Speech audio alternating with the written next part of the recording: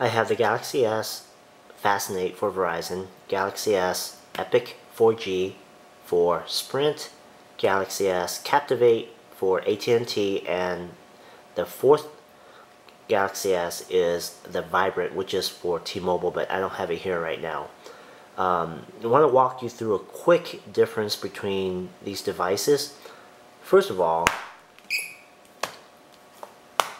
these two are the only two that has an LED flash with the camera. Captivate and Vibrant, no flash. Now the back on the Captivate is kind of metal-ish, has a nice grip, but it's a heavier feeling device than, say, the Fascinate. And I like the fact that it fits in the palm a lot better than this design for AT&T on the Captivate.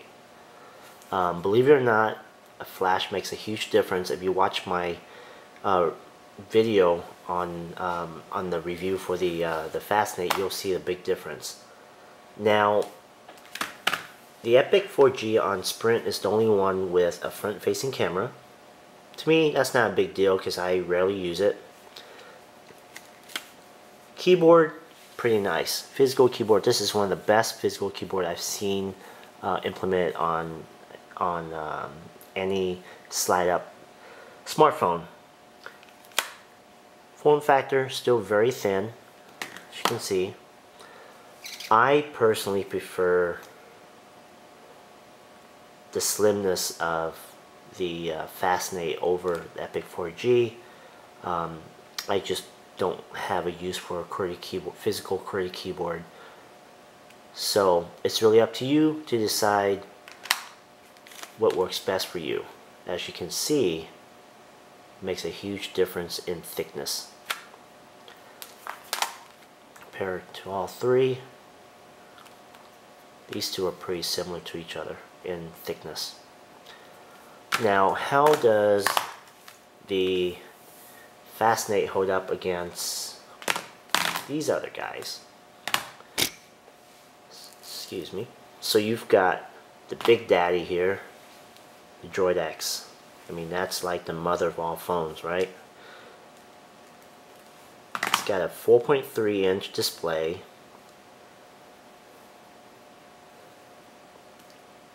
Our test phone here has a 4-inch capacitive display, Super AMOLED by Samsung.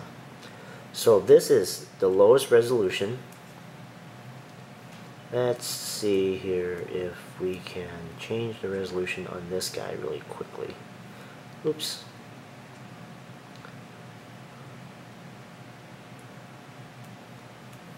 So as you can see, lowest resolution, Super AMOLED, obviously much brighter. Wrong button. Where are you?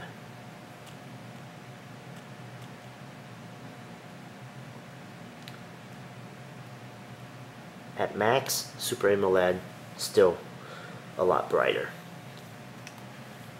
Now, side-by-side comparison. Yes, this does have an 8 megapixel camera, HD recording. This is a 5 megapixel.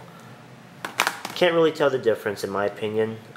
In fact, I think the Fascinate shoots much clearer picture and video than the Droid X, but that's just me. Now, if you were to compare the thickness, they're roughly the same until you get to here. This gets kind of awkward.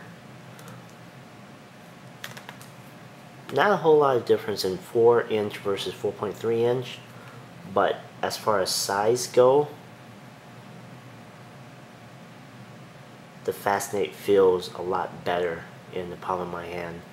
Now, one thing I do miss that the Fascinate doesn't have is the HDMI out. That's a real nice convenience to have. The Droid X does have 3 mics. Fascinate 1. Now, what about the Evo? Evo's display leaves me... Evo 4G doesn't really do a whole lot for me because it's got one of the worst implementation of a display on an Android phone, in my opinion, for something this high of a premium device. Thickness, Fascinate is still a whole lot, well, in my opinion, thinner. Doesn't have the kickstand though, and it lacks an 8 megapixel camera. But once again, I still think the Samsung 5 megapixel camera still comes out ahead. Same capacitive touch buttons. Does have a front-facing camera, but again, to me, that's not a very big deal. So, how does it compare against the Droid Incredible? It's been sold out for quite a while on Verizon.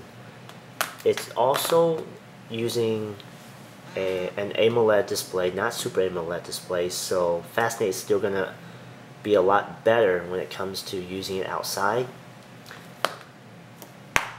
Not too bad. Size-wise,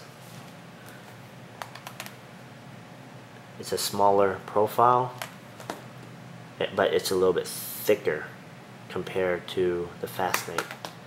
That's it for this quick hardware comparison between what I think are the super phones of the Android world. Of course, there is one super phone out there that's not here, and that's the Nexus 1. But, you know, that's an old phone. We don't want to talk about something that's a year old or so. Thanks for watching. This is Vincent for Android Community.